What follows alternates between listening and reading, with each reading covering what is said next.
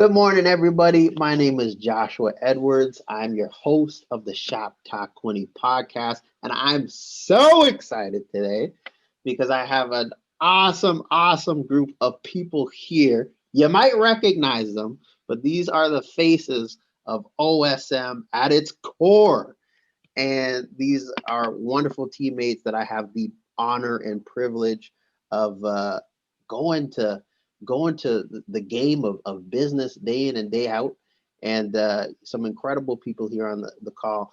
And today we have a theme, and a lot of the conversations I've been having lately have been around reputation. How can brands build their reputation? This is a very interesting time in business, lots of different things happening in the world. And how does one navigate that and continue to build their reputation? I've heard it said that, people will remember how they were treated by brands when, our backs were up against the wall, that type of thing. So what can one do to build their reputation? And I wanted to bring in the team today to talk from a few different lenses that I'm super excited about, because they're doing this day in and day out, folks. They live this stuff. So I'm really excited to share a wealth of wisdom, knowledge. My goal and hope is always to bring the most value to you, our tribe, our audience. And I want to say thank you guys for coming here today. How y'all feeling? Fantastic. Love it. Love it. Well, let's pop this thing right off. Reputation. That is like so neat. And by the way, just so that everybody has an idea of who we got on the call today, first and foremost, we got Dave Lawrence, who is our phenomenal SEO expert.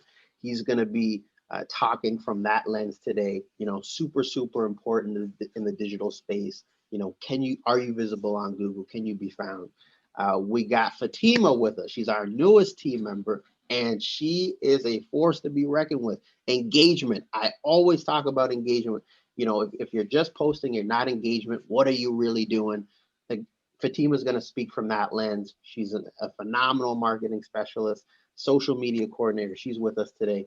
Madeline, we got on the call as well. Madeline Clark, she's our brand expert, creative coordinator, marketing specialist, lots of other titles, brand photography, the so many things to add to the resume, multi-talented, multifaceted. And we got Rochelle Provost, who is an excellent project coordinator for us. You're likely talking to her, for the majority of the projects that we got going on here. Incredible strategist, incredible with paid media, and so thankful that all of you could join us today. So let's jump right in. We're talking about reputation. Now, the question that I'm going to pose to frame this conversation is about what can brands be doing right now? Not in the past, maybe in the future, but I'm talking about right now. Lots going on in the world. What are some things that brands can be doing to build their reputation? And I actually want to start with the lens of branding. Branding is super important when we talk about building your reputation. The representation of your brand, the representation of yourself, and what that means to the community of which you serve. But I'll ask the question, what can brands be doing from a branding perspective to build their reputation in the now? I want to kick it off with Madeline to start, to give us some insight and wisdom here. Madeline, take us away. Okay. Well, when COVID first hit, there were a lot of businesses that felt like the floor really fell out from under their feet, right? They felt they had nothing to stand on, nothing to launch off of, and they couldn't quite narrow down even where they were going at that point, which is understandable, of course, because in reality, a lot of what they knew themselves and their businesses actually changed dramatically when things began to shut down. And I want to note here that even though that sounds scary and bad and damaging, which it can be, it actually has incredible potential and value and throughout the process as well.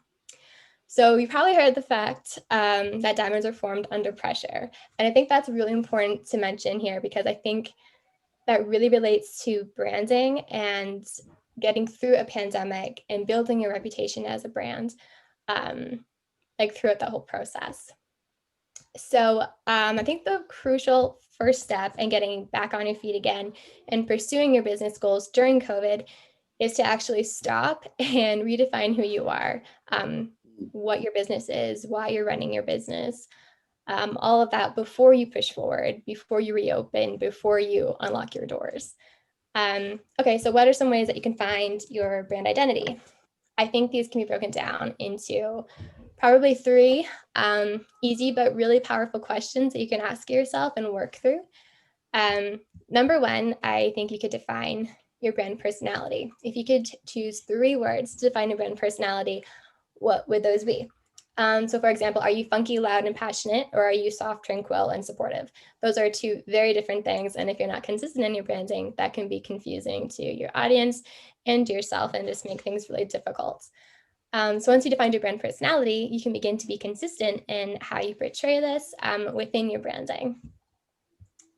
Number 2, I would say to sum up your brand's values in 3 words.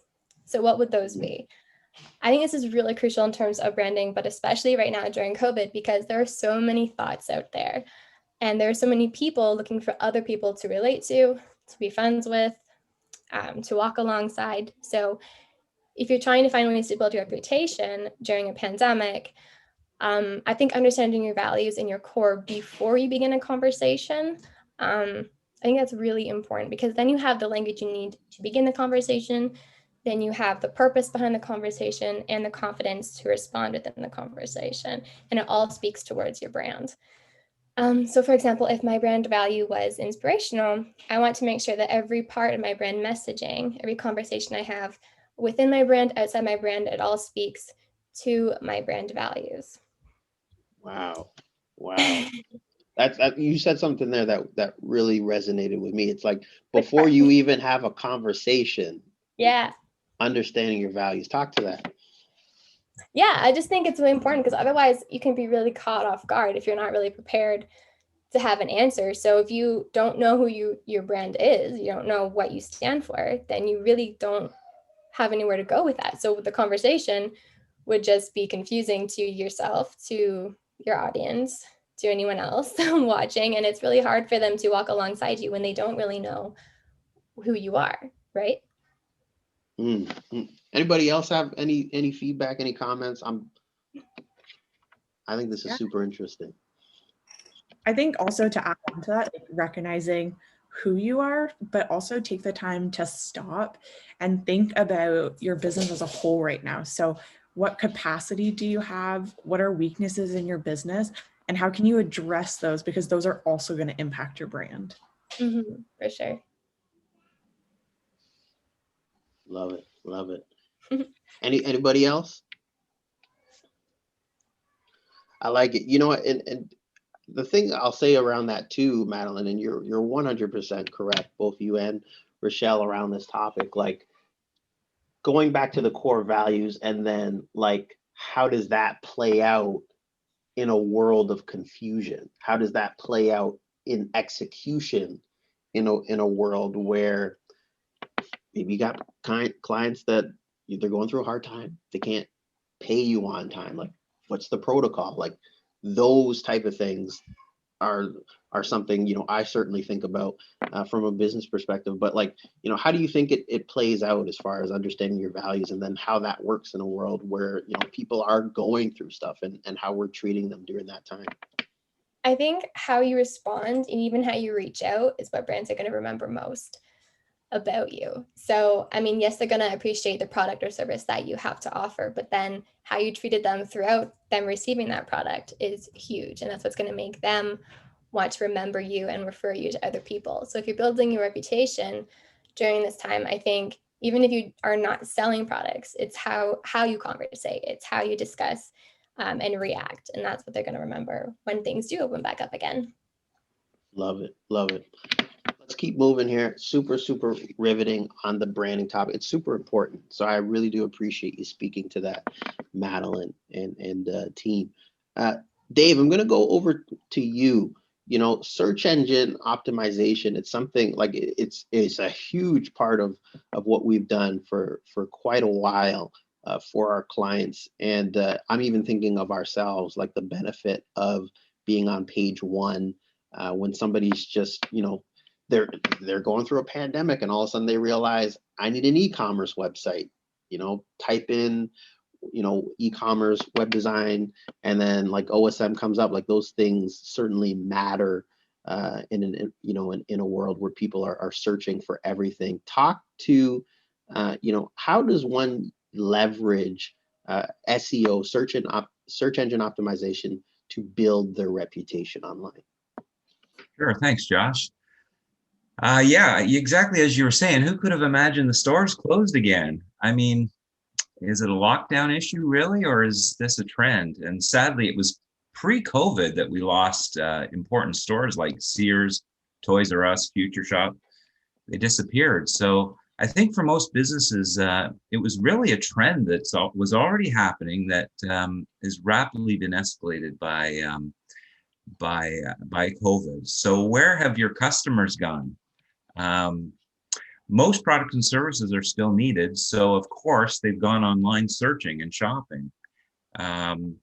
Hopefully you saw your business, that trend happening and have adjusted, but if not, OSM certainly is in position to help you with that. The experience of first-time online shoppers has been overwhelmingly successful. So the trend is likely to continue. When you think about the conveniences that most end users experience, amazing. No lineups, find exactly what you need, fast, no travel, no parking. The benefits go on. The trend is likely to continue. So how your customers find you through this isolation is by searching online, of course. And so searching involves search engine optimization. So our SEO service works to maximize the rankings on your website. And although the Google algorithm is quite complex, I think the book is about 3 inches thick now, the strategy doesn't need to be.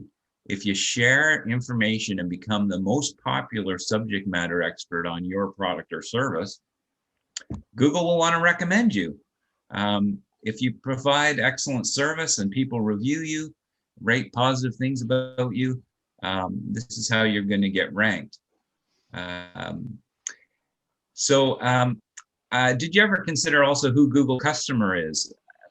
It's not you, the business owner. That's, you know, you can give Google some money through paid ads, but Google's real customer is the person searching. So search engine developers know that their customers demand great search results, and the searchers quickly can find what they're looking for. So unfortunately, you can stop wondering about how to trick Google to get to number one.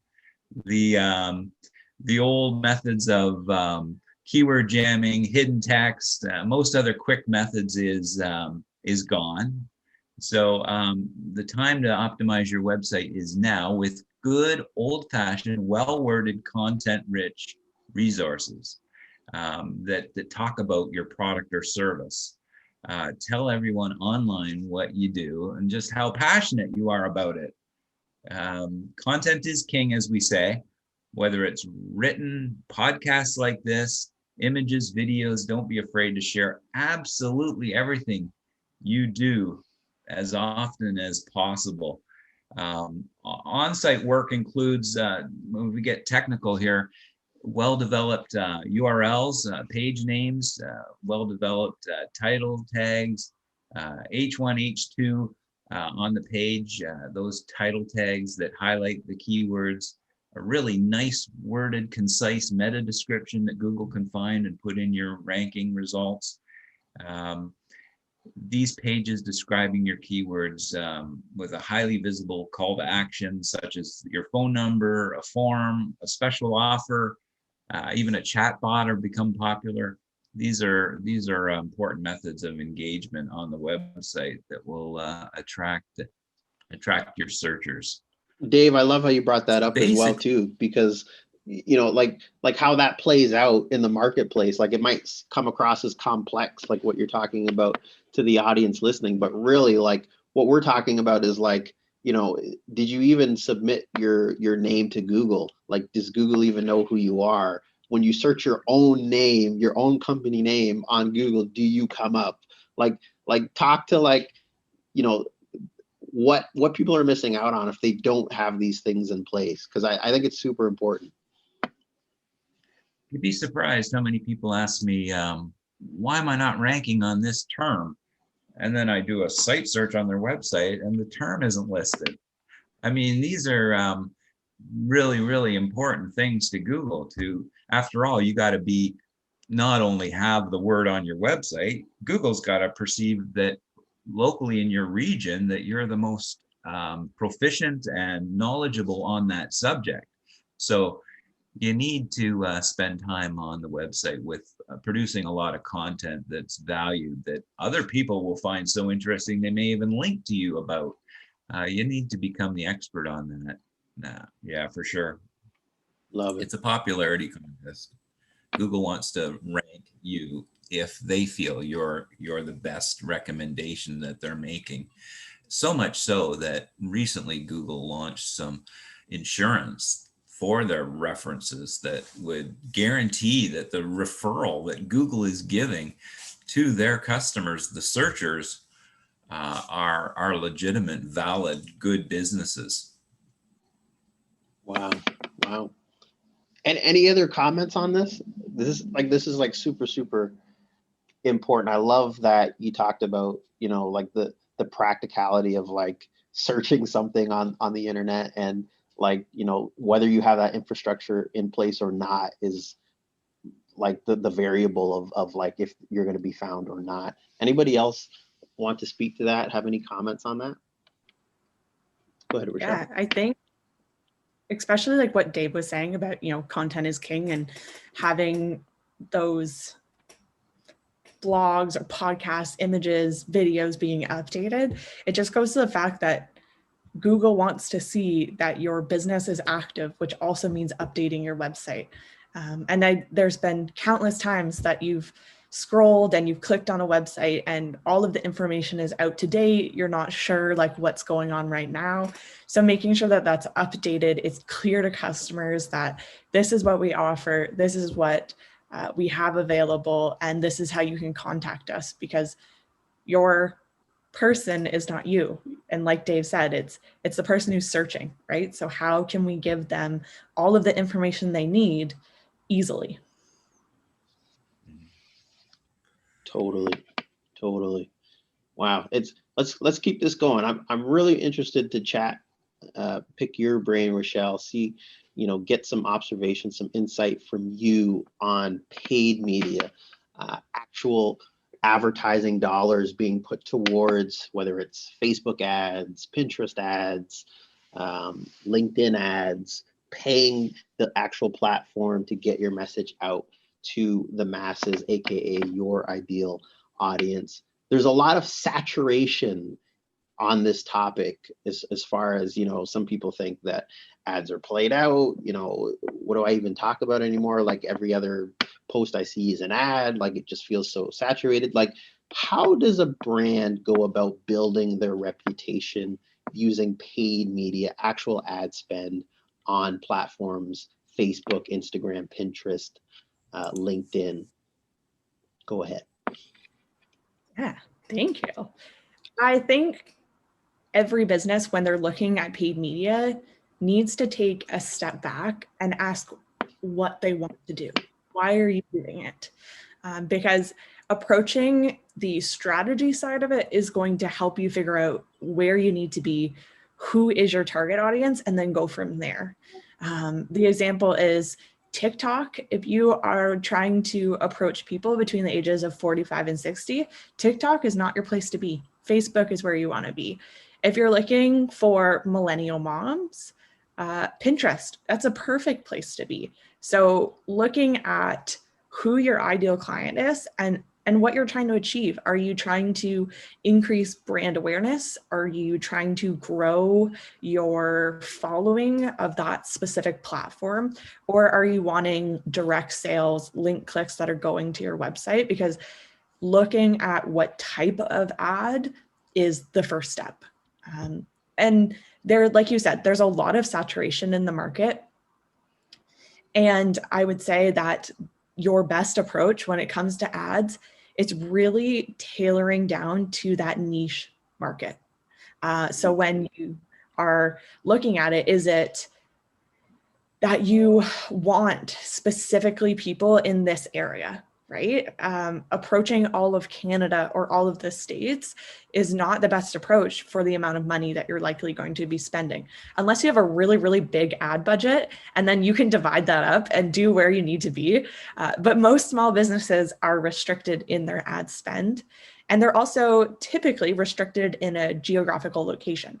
So where in that do you want to grow? Do you want to, for example, if you're located in Belleville, Ontario, and your sales have only been in Belleville, Ontario, well, now you can look at, okay, let's look at Sterling, let's look at the county, Napanee, Brighton, all of the areas that are around. You can optimize the amount of money you're spending, and you're also tailoring those ads to go to the people that you want. Ads should never be a throw a net on everything and hope you catch one of them.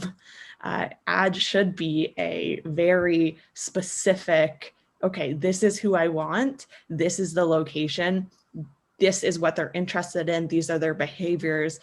And then really just trying to narrow down between there. And that's your best approach, especially as a small business, is just to find your niche market, find your ideal customer, go back to the strategy, and then just go play, try different things, try different headlines, different images, videos. Is it like a quick little 30-second thing, or are you running multiple ads that can do different tests?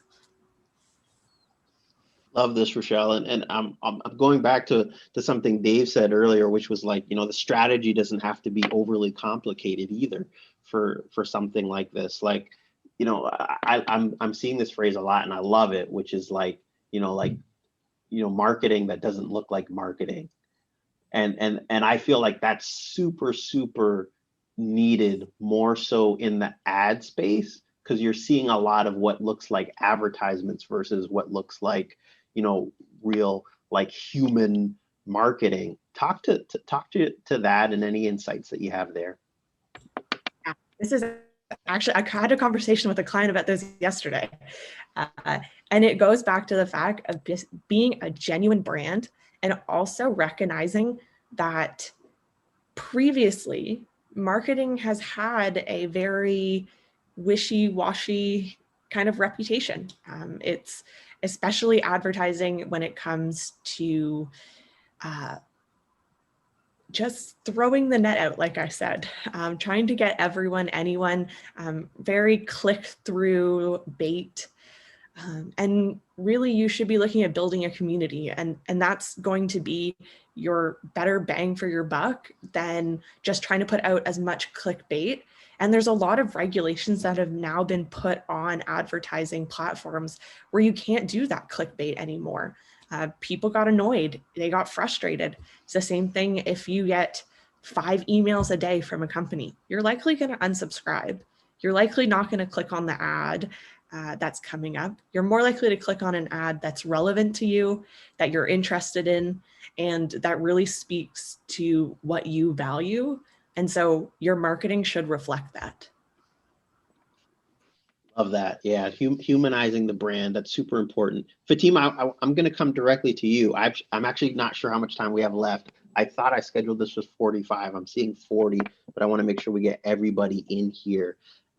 Engagement. So I love this topic around engagement, because it's a lot of what people aren't doing when they complain about how come they don't have more engagement on their stuff, how come they don't have more followers, and more often than not, engagement is what's missing.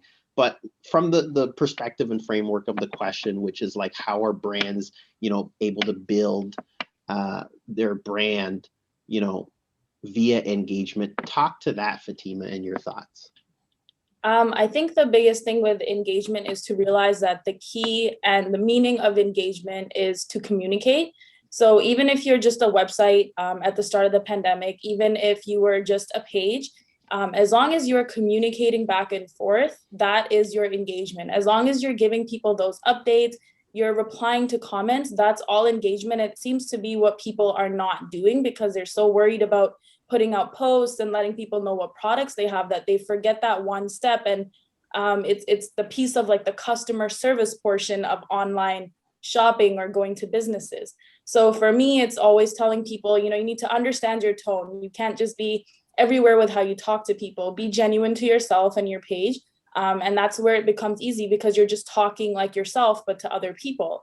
You want to put engagement posts out there. You want to ask people questions. And sometimes how you do that is to optimize your page. So whether that be Instagram, for example, or Facebook, Instagram being usually the one that's the most popular, get your live stories out there, start using reels, even if they're not the greatest. Nobody's really sitting there and judging you like, oh, your font's so ugly, or oh, your editing's not right. Like no one's saying that. It's just about you putting yourself out there and being the face of the brand and humanizing, again, that brand. And then respond to comments and communicate with people. And even if you're going to be closed during round 3 or round 4 or round 6, communicate how you're making that up, or what you're doing in the downtime. And even if it's just you're cleaning the vents of your store, let us know that's what you're doing, because that's essentially the VIP experience that everyone's craving online now. And it's giving people that VIP engagement experience that's going to bring them in and keep them with you, even if they're not buying things from you. And that's what my suggestion would be to do right now. And a big part of my job is to just go on people's pages for, even if it's 10 or 15 minutes a week. It seems like a lot in a busy schedule, but that breaks it down to, in work days, like 2 minutes a day. So for 2 minutes a day, go on your Instagram and Facebook, respond to everything, look at what's happening in your area, like things that you like are relevant to your brand, or just even if they're not relevant to your brand and you're like, oh, Belleville has some cool event, like let me tag my friends. Like you're actually helping other brands like that, and they will notice you and keep you in mind. So that's engagement in a nutshell. I love that. I love the VIPs. That's what I'm calling followers and clients now. I love it too. That's all. And anybody got anything to add to that? We're at the 7-minute mark, so we got some time here. But any comments, feedback, insight? I love this, Fatima. This is I love the VIPs too. That's gonna snatch that and use it. I think I love the fact that you say like experiment, like just try it. Like when there's a new feature, see what it does, like see how you can offer it. And that's one thing that Fatima and I had a client that we had a conversation with. And your business, you know so much about it. Like you know so much about your products, so much about your services, and you can tell that. Like you can tell that in 30 seconds. You can talk about one topic, just like pull up your phone, go live, or do a reel. Just try it, right? There's no harm in it. It allows you to have that conversation, communicate, like Fatima said, and develop that brand and relationship, like Madeline said. Yeah, and to add on to that, when I talk to clients about even that engagement or using features they don't know, one of the best examples I give is the person with the toothbrush and toothpaste, and he just made a viral TikTok, and he's like, this is how much toothpaste you put. And that like blew people away, even though we kind of all know. And that's, that's like engagement, like things that you think that are everyday for you, just step back in this time and be like, everyone might not know how to do these things, or we offer these things, or this is going on in the background at our office, and put that out there. Be careful, it's not, client and private information. So, other than those things, just put it out there and like see what happens. Worst case scenario, nobody looks at it. Best case scenario, people do look at it, and now you get that engagement. Love that. Love that. Like the strategy part of me can't help this, but I'm already seeing the connection there with what you just said, Fatima, and what Rochelle was saying earlier on the paid media spend, like real quick strategy around like focusing on what was said in a comment back to somebody that commented under your post on Instagram, your post on LinkedIn, and that comment back to a question or insight or feedback, that becomes the creative for the paid media creative. And that is ultimately making the creative based on engagement. That's the framework of the creative, and now that's going out to the masses as a strategy. Any thoughts on like I know you guys like do this every day, so anything, you know, insight wise or something that's come up in this conversation that you want to share? We got about 4 minutes left, but I want to get as much value as possible before we end things off here. I think I'm just gonna say, don't be scared. Like sometimes even if within the company, I'll hear Madeline like talk a lot about branding and stuff. I'm like, whoa, like that's a lot. And I don't know if, you know, if I start a company, if I could do all that, but it's really easy once you start. Cause you know, a lot of people say the hardest day was yesterday. The hardest thing is just getting started. And then after that, it's like just all easy. So once you get that mindset that you're gonna start and you actually do, things will come up to you. And like you said, everything's tied together. So once you get branding, you'll understand your paid media, you'll start engaging, and that's how it, you know, starts rolling on itself in that way where, you know, once you start one thing, you're going to understand the rest of it. If you don't start, essentially it won't happen. Yeah, I love that. And I think a lot of it is marketing is constantly learning.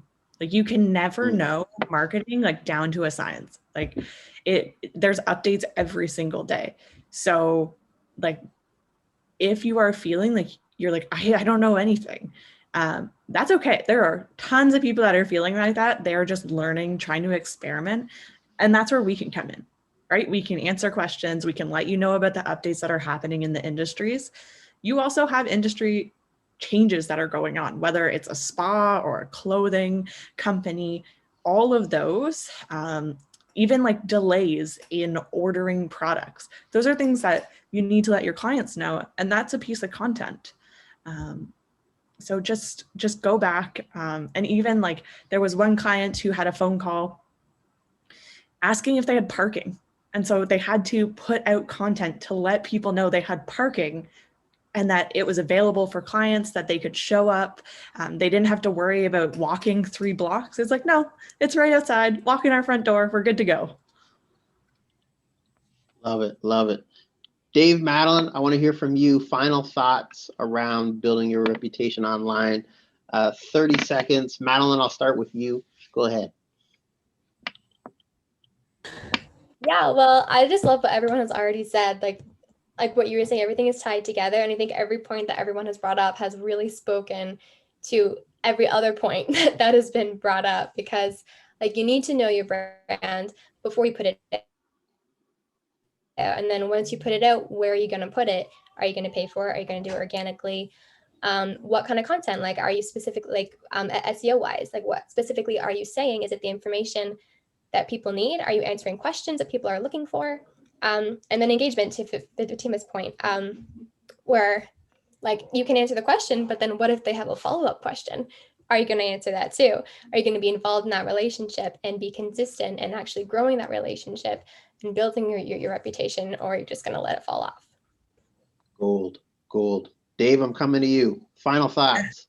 Yeah, I think there's a big misconception from business owners that, you know, the stuff they do isn't always interesting, but it is to your customer. We had a winery, you know, uncovering the mounds of dirt over their vines from the winter. And that's nothing to do with wine, he thought, but that's really cool, interesting information. So whatever you're doing in your business, share it. It's rich content that your customers will be interested in.